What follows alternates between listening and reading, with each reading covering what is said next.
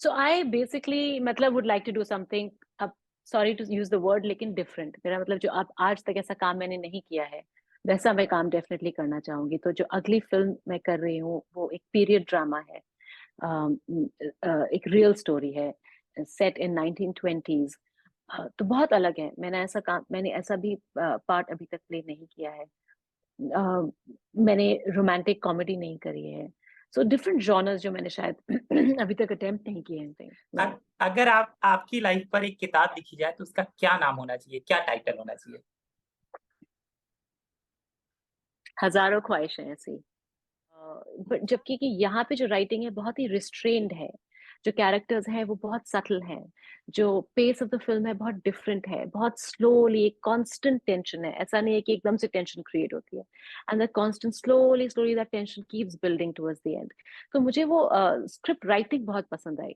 उसके बाद हमने कैरेक्टर पे बहुत काम किया, काफी चीजें हमने इम्प्रोवाइज करी, चेंज करी। जी। नमस्कार, मैं हूं संजय मिश्रा और आप देख रहे हैं नवभारत टाइम्स ऑनलाइन और नवभारत टाइम्स एंटरटेनमेंट। और इस समय हमारे साथ हमारी बेहद खास मेहमान है एक्ट्रेस चित्रांगदा सिंह जी। आपका बहुत बहुत स्वागत है और ढेर सारी शुभकामनाएं इस फिल्म के लिए। Thank you so much, thank you. तो ये तो वैसे ही हुआ कि हमको स्क्रिप्ट बताई नहीं और कहा फिल्म साइन कर लो। ये इंटरव्यू करने के लिए ऐसा हुआ कि हमको ट्रेलर नहीं दिखाया और कहा कि हमारा इंटरव्यू कर लो। वेल अभी अभी प्रोड्यूसर्स को मैं जरूर बताऊंगी, दैट्स व्हाट आप सब मुझे कह रहे हैं। लेकिन बहुत जल्द आ रहा है ट्रेलर भी। और आप फिर से बात कीजिए मुझसे जरूर, फिल्म रिलीज होने के बाद भी जरूर हम बात करेंगे। बट आपको पोस्टर आई थिंक आपने देखा होगा। So I hope you like the poster. एक थ्रिलर है, मिस्ट्री है, तीन लोगों की कहानी है। एंड कैसे उनकी उनकी लाइफ बदलती हैं, उनकी अ, एक जो एम्बिशंस हैं उनकी वजह से, और जो उनके इमोशनल एंटेंगलमेंट है उसकी वजह से। So that's what the film is. सो जी। अ, देखिए, आप ज़्यादा कहानी के बारे में तो बता नहीं पाएँगी क्योंकि थ्रिलर है, मिस्ट्री है। करेक्ट। लेकिन मुझे बताइए सारा और विक्रांत के साथ काम करने का अनुभव कैसा रहा? बहुत अच्छा रहा। बड़ा मजा आया एक्चुअली। एंड ऐसा बिल्कुल भी नहीं लगा कि हम जैसे पहली बार मिले थे लिटरली, एंड पहली बार काम कर रहे हैं एक साथ। एंड बहुत ही एक्सपीरियंस्ड हैं दोनों।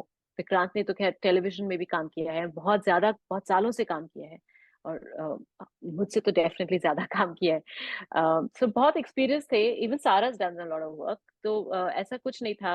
आई थिंक इम्प्रोवाइजेशंस बहुत हुई। काफी सजेशंस थे, साथ में बैठ के बहुत रीडिंग्स करी हमने, फिल्म देखी साथ में बैठ के एज अ प्रेप। फिल्म शुरू करने से पहले कुछ हमने मिस्ट्रीज एंड थ्रिलर्स, कुछ इस तरह की फिल्में हमने साथ में बैठ के भी फिल्म्स देखी वहां पहुंचकर। तो बहुत ही मजा आया। It was a very easy. हम एक साथ वर्कआउट करते थे सारा में, एक ही जिम में, क्योंकि हम एक ही होटल में रह रहे थे वो 30-35 डेज के लिए। सो काफी टाइम हमने एक साथ बिताया। तो बहुत बहुत ही आसान लगा उन लोगों के साथ काम करना। It very interesting. लेकिन आपके बारे में हमेशा कहा जाता है कि बहुत लंबे समय के बाद दिख रही हैं। इसको आप कॉम्प्लीमेंट की तरह लेती हैं या कैसे लेती हैं? कॉम्प्लीमेंट या वैसे तो कुछ बात नहीं है, पर हाँ काम कम किया भी है। और आई थिंक थोड़ा आना जाना भी लगा रहा। ऐसा भी नहीं है कि लाइक कुछ ब्रेक्स भी लिए बीच में, जिसकी वजह से ऐसा एक तरह से how do you say break लग जाता है समटाइम्स काम को।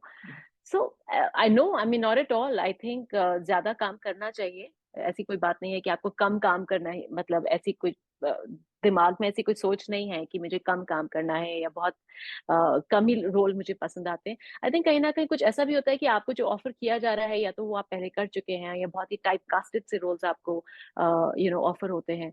तो उससे डेफिनेटली थोड़ा अलग रहने की कोशिश करती हूँ, कुछ अलग करने की कोशिश करती हूँ। एंड कुछ और मेरी फैमिली रिस्पॉन्सिबिलिटीज हैं जिनको पूरा भी करना पड़ता है। I mean that is life, so तो या आई गेस सब चीजों की वजह से, कहीं ना कहीं इसी वजह से कुछ कम काम किया है इतने सालों में। जी, ऐसा बहुत कम होता है कि कोई एक्ट्रेस खास तौर से वो ब्रेक ले, फिर वापस आए, फिर ब्रेक ले, फिर वापस आए और बॉलीवुड में इतना वेलकम हो, मतलब वो स्टारडम, वो चार्म आपका हमेशा बरकरार रहता है। मतलब लोग आपके साथ हमेशा हर समय, हर शर्त पे काम करना चाहते हैं। Oh ये no, मेरा no. सिर्फ ये मेरा सिर्फ सोचना है एक फैन के तौर पर, या सचमुच ऐसा है? Well, thank you so much. ये मुझे लगता है कि ऐसा नहीं होना चाहिए था, जो मैंने स्पेशली जो फर्स्ट ब्रेक लिया था, जो बहुत ही ज्यादा बहुत लंबा गैप था, बहुत आई थिंक 6-7 साल का गैप था, बहुत लंबा गैप था, वो नहीं लेना चाहिए था। लेकिन हाँ, आप जैसे फैंस और ऑडियंसेस जिनको अभी तक मेरा काम याद है, उन्होंने इतना सराहाया, इतना इतना प्यार दिया, उसके लिए मैं बहुत बहुत थैंकफुल, बहुत ग्रेटफुल फील करती हूँ। अम, शायद कहीं से गलती से कुछ अच्छा काम कर ही दिया मैंने, तो इसलिए उस काम को भी वो लोग याद रखते हैं। So that definitely feels very good. और अच्छा काम करूंगी, और ज्यादा काम करने की कोशिश करूंगी। सो आगे चल के आई होप कि आपको इतनी इतना जोर ना लगाना पड़े मुझे याद रखने के लिए। नहीं, वही तो इतना कह रहा हूँ जोर कि ना जो देना पड़े। आपके लिए जोर ही नहीं लगाना पड़ता, मतलब हर समय आप छाई दैट्स रहती। So nice. तो ये थैंक सचमुच यू। है कि आपको मतलब आसानी से काम मिल जाता है, कि इस पर कुछ है ट्रिक? नहीं, काम तो आसानी से काम तो काफी है, और काम आसानी से मिल सकता है, ऐसी बात नहीं है, पर अच्छा काम कभी इतने आसानी नहीं मिला। और जिन लोगों के साथ, जैसे एक आपकी चाह होती है कि मैं ऐसे इन डायरेक्टर्स के साथ काम करूं, वो काम करना मुझे आसानी से नहीं मिला। और तो उसका डेफिनेटली थोड़ा सा रिग्रेटफुल रहता है, एंड ऑफ कोर्स ये भी लगता है कि आई होप मुझे ऐसा काम करने को मिले, या ये डायरेक्टर के साथ काम करने को मिले। सो या ऐसा तो है डेफिनेटली। गैस गैस लाइट की स्क्रिप्ट आप तक कैसे पहुंची, कौन लेकर आया, और आपने क्यों साइन की? गैसलाइट की एक्चुअली उन्होंने जो मेरी टीम है, जो मेरे मैनेजर हैं, उनको अप्रोच किया। अभी उन्होंने मुझे क्यों चूज किया ये तो आपको डायरेक्टर बताएंगे, आई डोंट नो, बट उन्होंने मेरे मैनेजर को कॉल किया, और that is how I got the script. And I remember ये दिसंबर ऑफ 21 की बात है, आई थिंक। हमने अभी मॉडर्न लव की शूटिंग हो रही थी, उस समय की बात है। सो या, तो दैट्स हाउ, और आई mean that was it. I got a call and I said, उन्होंने कहा हम स्क्रिप्ट घर भेज रहे हैं, आप पढ़िए, तो that's how it happened. Script पढ़ने के बाद आपका क्या रिएक्शन? आप फट से मान गई कि थोड़ा टाइम लिया, क्या था?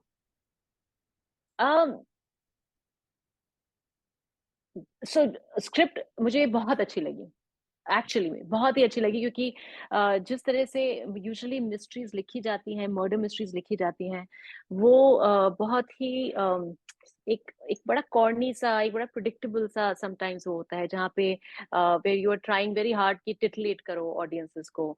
जबकि कि यहाँ पे जो राइटिंग है बहुत ही रिस्ट्रेन्ड है, जो कैरेक्टर्स हैं वो बहुत सटल हैं, जो पेस ऑफ द फिल्म है बहुत डिफरेंट है, बहुत स्लोली, एक कांस्टेंट टेंशन है, ऐसा नहीं है कि एकदम से टेंशन क्रिएट होती है, and the constant slowly slowly that tension keeps building towards the end. तो मुझे वो स्क्रिप्ट राइटिंग बहुत पसंद आई। उसके बाद हमने कैरेक्टर पे बहुत काम किया, काफी चीजें हमने इम्प्रोवाइज करी, चेंज करी, बट तो number one was the writing. And उसके बाद जब मैंने डायरेक्टर से बात करी, पवन कृपलानी, एक बहुत ही कोलैबोरेटिव डायरेक्टर हैं, एक्टर्स की क्या फीडबैक है, वो कैसे उसको बेटर बना सकते हैं, things like that. So I really felt कि इसको हम सच में कहीं और लेके जा सकते हैं, like we really can work on the character, and इसको जो स्क्रिप्ट में है उससे वो कहीं ज्यादा बेहतर बन सकता है। So just the excitement of all of that was great. So I तो राइट अवे सेड हाँ, ये मुझे करना है, I want to do Rukmini, this is it. मतलब it was just like such a great feeling, जब राइटर कुछ, sorry, actor कुछ पढ़े और उसको इंस्टेंटली लगे कि दिस इज इट यार, दिस इज अमेजिंग, इसका तो कुछ बहुत अमेजिंग हो सकता है। So it was one such feeling. जी। और इस टेंशन से भरी कहानी में, थ्रिलर में, रुक्मणी का मिजाज कैसा है? किस मिजाज की लड़की है? एक रॉयल, मतलब पैलेस, एक रॉयल्टी है, एक रॉयल कैरेक्टर है, रीगल है, और एक पैलेस में रहती है। लेकिन वो पैलेस मतलब इस रॉयल्टी में पैदा नहीं हुई है, वो यहाँ आई है, तो उसको उसने अक्वायर किया है कि अमीर लगना क्या होता है, अमीर कैसे बात करते हैं, कैसे होते हैं, अ, उनकी उनका कितना गुरूर होता है उनको, उनकी क्या ख्वाहिशें होती हैं, एंड लाइक थिंग्स, छोटी छोटी चीजें ऐसी उसने। तो वो रुक्मणी बनी है, वो रुक्मणी थी नहीं। so there is that kind of a backstory of Rukmini. और धीरे धीरे ऑफ कोर्स उसके साथ फिर आगे क्या घटता है, फिर वो और क्या बनती है, एंड यू नो हाउ एक तरह से या she Burns with that ambition, जैसे कहते हैं ना कि वो उसको खाता है अंदर से लिटरली. सो या, दैट्स व्हाट शी इज. और जो रुक्मणी का मिजाज है कैरेक्टर और सिचुएशन को छोड़कर चित्रांगदा से कितना मिलता है? कहीं मैच करती है, कहीं मिलती है आपस में आप दोनों? वो बहुत कम मिलती है, बहुत कम. रुक्मिणी बहुत अलग है मुझसे.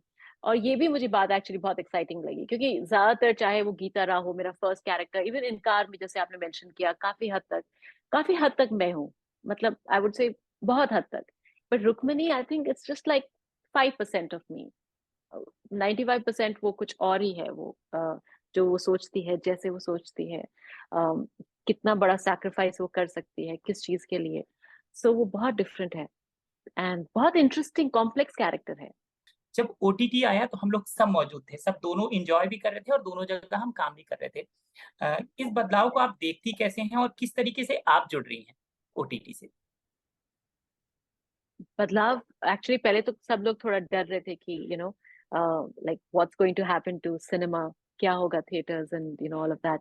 बट आई थिंक इस समय अगर हम देखें तो एक बहुत ही पॉजिटिव उसका इफेक्ट भी हुआ है, क्योंकि हर तरह की फिल्म बन सकती है अब.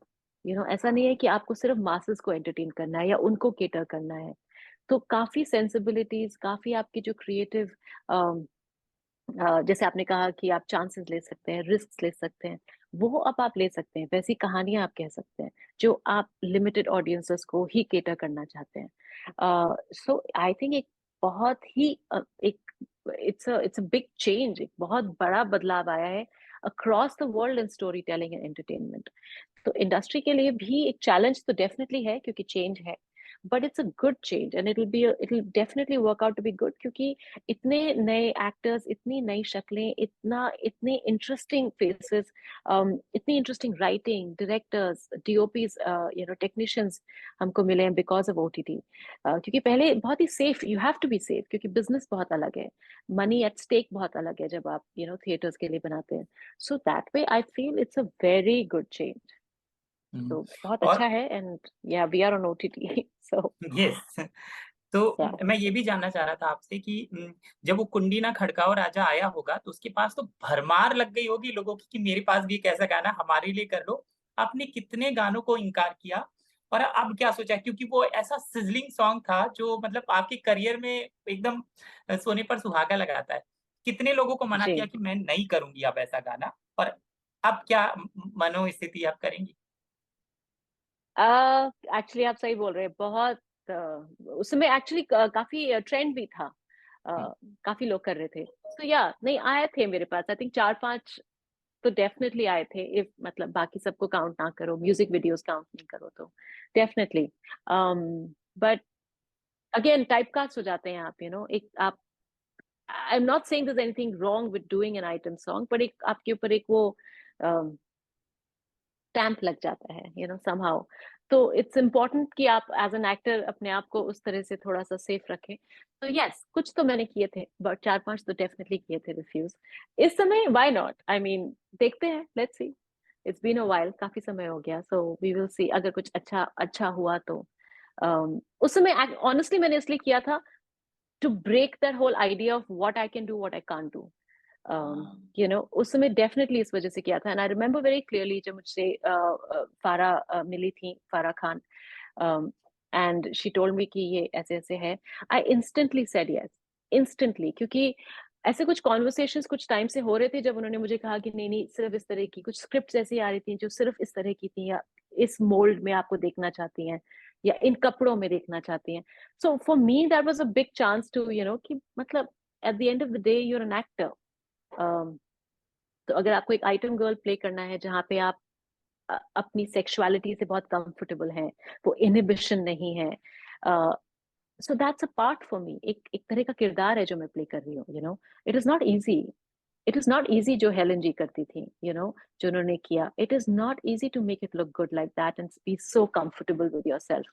सो तो या मतलब वो एक उस समय डेफिनेटली मैंने इस वजह से किया था कि मैं ये भी कर सकती हूँ, you know, this is also something that I can easily do as an वैसे एक्टर। अंतिम अंतिम सवालों की ओर आपने कहा कि कंफर्टेबल नहीं होते हैं ऐसे जो सिजलिंग सॉन्ग्स होते हैं, बोल्ड आइटम नंबर्स होते हैं, लेकिन अब एक्टर होते हैं तो मैं आपसे पूछूंगा क्या मुश्किलें थी? तो एक्टर्स कहते हैं कि नहीं हमारा काम है, हमको एक्टिंग करना है, लेकिन एक्चुअली बहुत मुश्किल होता है। और मुझे ये बताइए किस तरह की मुश्किल होती है? अगर आप अपने शब्दों में बताएं। हम लोग सब जानते हैं कि बहुत आसान नहीं है, बहुत सारे कैमरे होते हैं, लोग होते हैं, डायरेक्टर होते हैं, क्रू मेंबर्स होते हैं, लेकिन एक आपके अंदर क्या चलता रहता है, किस मनोस्थिति में होती है एक एक्ट्रेस जब इस तरह का गाना होता है और बहुत बोल्ड होता है? सी नहीं, आप मुझे आप मेरा कहने का मतलब था कि सो एज अ गर्ल जो ये डांस कर रही है, आपको एक you have to be able to convey एक सर्टन इमोशन कहें या एक certain how do you say feeling, right? अब वो बहुत टेक्निकल भी होता है कि आपको हाँ। एग्जैक्टली कैसे करना है। आप अगर ऐसे देख रही हैं या ऐसे कर रही है, नहीं इसको ऐसे करना चाहिए, ऐसे। So to understand how it is translating on the screen and how it is मतलब actually helping the entire song and the setup is also very different than doing a line। आप किसी से कह रहे हैं या आप एक डायलॉग कर रहे हैं, एक सीन कर रहे हैं, आप रो रहे हैं, playing this woman who just walks in and everybody has to look at her and everybody has to die for her is a character you are playing, you know, उस समय। so मेरा approach उसी तरह से था कि ये the sizzling number has to sizzle, you know, she has to be sizzling in every shot। so that is challenging, मतलब उसके अपने challenges हैं। of course comfortable होना पड़ेगा, आपको डांस सीखना पड़ेगा, आपको एक certain energy लानी पड़ेगी, you know, that translates like this amazing woman, you know, जो आप हमेशा नहीं है यहाँ बैठकर। I am not the same person, I'm a completely different person। so it is a challenge in that sense, that's what I meant, you know, as of course. मतलब बाकी तरह से तो आप कंफर्टेबल हैं, सब अपने प्रोफेशनली काम कर रहे हैं, कोरियोग्राफर्स हैं, बाकी डांसर्स हैं, डायरेक्टर हैं। So that's a very professional environment, उसमें there is no such discomfort.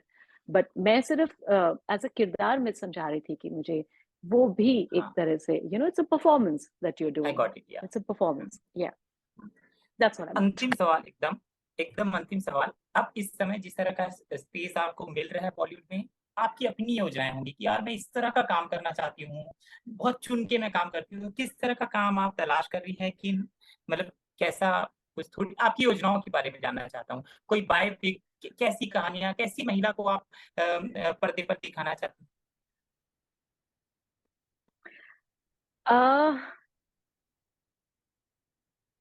You know, ये बहुत सिंपल क्वेश्चन है पर इसका आंसर इज नॉट सिंपल।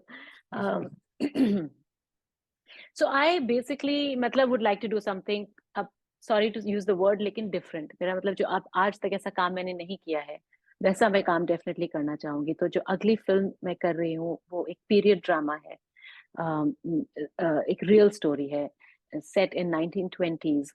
तो बहुत अलग है, मैंने ऐसा भी पार्ट अभी तक प्ले नहीं किया है।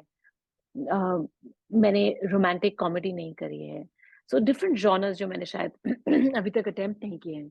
सो ऐसा कुछ काम विद गुड डायरेक्टर्स, या ऐसा कुछ स्पेसिफिक नहीं है, कोई लिस्ट नहीं है। कभी कभी एक बहुत सिंपल सी कहानी भी बहुत कमाल की होती है, you no, you can't say anything. Any तो या बायोपिक, एनी स्टोरी? हाँ, अभी तक तो कोई बायोपिक नहीं है जो मुझे ऑफर हुई है, but I would love to, क्योंकि वो बहुत चैलेंजिंग होती है, अगेन बहुत इंटरेस्टिंग होती है किसी किरदार को प्ले करना, उसकी रियल लाइफ, क्योंकि लोग कंपेयर कर सकते हैं आपको, एक कंपैरिजन इंस्टेंटली आ जाता है। तो as a as an actor it's pretty challenging. कहानी तो आपकी लाइफ में भी बन सकती है। कभी सोचा है किताब, कहानी, फिल्म? नहीं, कभी भी आई थिंक अपनी खुद की कहानी कभी इतनी ड्रामेटिक नहीं लगती है। आई थिंक बाहर से जब लोग देखते हैं तो उनको ड्रामेटिक ज्यादा लगती है, बट खुद को तो आई डोंट थिंक इतनी ड्रामेटिक है मेरी कहानी। It's not interesting, no. अगर आपकी लाइफ पर एक किताब लिखी जाए तो उसका क्या नाम होना चाहिए, क्या टाइटल होना चाहिए? हजारों ख्वाहिशें ऐसी, क्या बात है! Wonderful! That should be it, क्या या। एलाबरेट? नहीं, आई थिंक वही है, अभी बहुत ख्वाहिशें हैं और कि क्या करना है आगे, not just as an actor but और किस तरह से मीडियम में इन्वॉल्व हो सकते हैं। जैसे मैंने फिल्म प्रोड्यूस करी थी, एक और प्रोड्यूस करने की कोशिश है जारी। आई मीन वी आर, उसकी स्क्रिप्ट चल रही है, अभी स्क्रिप्टिंग हो रही है। सो या अभी बहुत काम करना है, तो हजार ख्वाहिशें ऐसी। जी, दैट क्या वुड बी बात है इट। चित्रांगदा जी, हमसे बात करने के लिए बहुत बहुत शुक्रिया और ढेर थैंक सारी यू। शुभकामनाएं इस थ्रिलर गैस लाइट के लिए, और उसके अलावा जो फिल्म पीरियड फिल्म आपने कर ली है उसके लिए, और आपकी प्रोडक्शन हाउस के लिए। Thank you so much.